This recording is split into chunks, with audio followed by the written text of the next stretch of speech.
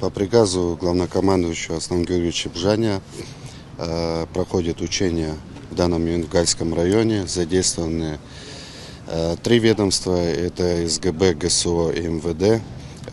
Учения приближены максимально к боевым, контртеррористические и по противодействию диверсионным группам. Эти учения у нас проходят регулярно в квартал раз. В данный момент спецподразделения, которые здесь находятся, подготовлены полностью и оснащены для проведения данных учений. Несколько дней, несколько этапов учения разбиты. Я думаю, что они пройдут, оценку уже даст глава государства на должном уровне. Начинаются с сегодняшнего дня и будет происходить несколько дней.